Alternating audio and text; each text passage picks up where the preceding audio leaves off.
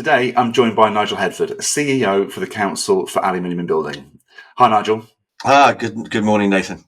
In the first half of March, we saw the acquisition of Alinet by Eurocell, Senior Architectural Systems by Assa Abloy, and Parkside Group by Bailey.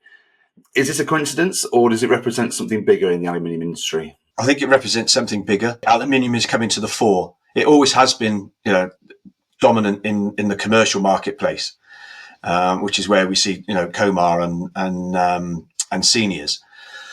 But over the last 10 years, its importance in the retrofit market has really come to the fore. And I think seeing someone like Eurocell join other businesses in having a really strong aluminium offer shows how important it's become, not only to the market but also to the fabricators. We've seen a lot of fabricators move over into aluminium. The emergence of Ali in the residential marketplace has been quite huge, and we're seeing a lot more PVC led businesses not only want to partner but now acquire aluminium businesses themselves.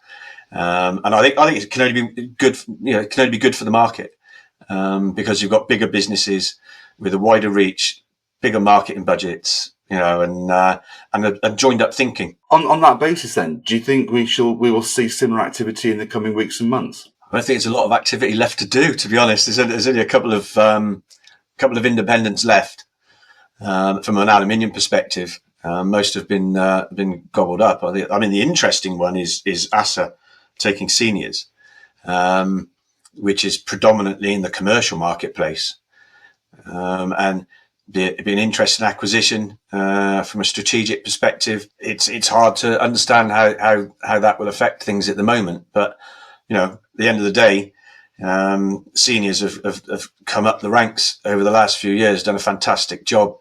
Increasing their turnover and their presence in the commercial marketplace, and having a business like Assa behind them, it can, from my perspective, can only go one way, and that's for them to get bigger and more influential. As you say, we're losing the independents now from the market, and we're seeing them incorporated by bigger organisations. This isn't always a good thing for fabricators, installers of aluminium windows and door products. Is that your take on it as well? You lose some of the entrepreneurialism of the smaller businesses who are always looking to try and do something different rather than maintain the mainstream and just do what they've always done or continue with what the market wants instead of challenging the market. Historically, we've always seen the smaller independent businesses do something a bit different, focus on other aspects of the industry that the big boys don't tend to. Yeah, it's a shame, but I think it's the way of the world. People need deep pockets, and especially in the commercial market. I think now with Building Safety Act and the safety regulator being involved, that golden thread.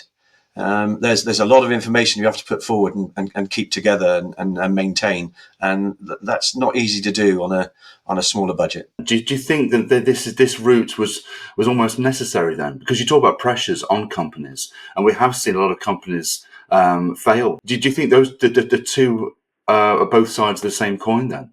I do. I think we're in a strange position at the minute economically. You speak to some businesses and they're flat out. You speak to others and they're struggling. And depending on what market you're in, I think if you're in the retrofit market or the new housing market and you're supplying aluminium, it's challenged financially.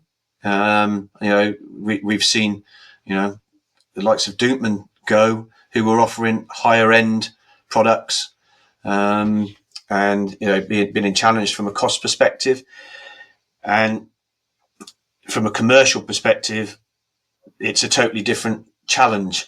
I think if you're in the commercial marketplace in a minute, depending on what sector, if you're in the high rise market, then it is very challenging because a lot of projects are being stopped or not getting through Gateway 2. And that puts a real challenge on your project delivery pipeline. It costs a lot of money to run these big fabricators. And it doesn't, just all it needs is for that pipeline to dry up a little bit, and you're being challenged. It's sad to see. Finally, Nigel, just in terms of your position in the industry, what are you doing to help businesses navigate this sort of difficult economical period that we're going through? What we're trying to do is be the voice in legislation and working with other with associations as well, to make sure that the aluminium voice is heard, that it's not watered down. We're launching things like the U-Value Charter and other things that are coming up at the FIT show, so watch out for that.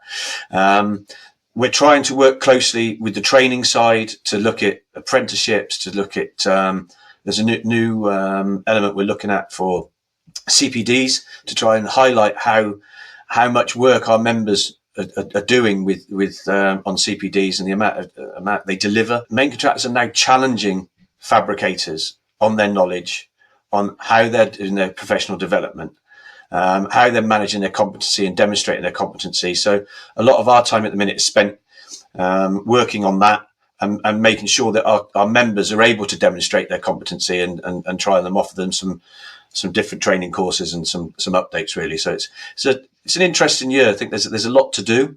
I've been in the seat a year now, and doesn't feel like I don't think my feet have touched the ground. So it's an interesting market, and obviously what we've just been talking about proves that point. And I think the interesting one is where you start seeing the likes of Comar and Bailey's getting together, challenging that specification market, being able to say, okay, you want a facade, you want to show the golden thread through that facade, then as one business we can offer you a solution which gives you cladding, roofing, windows and curtain walling.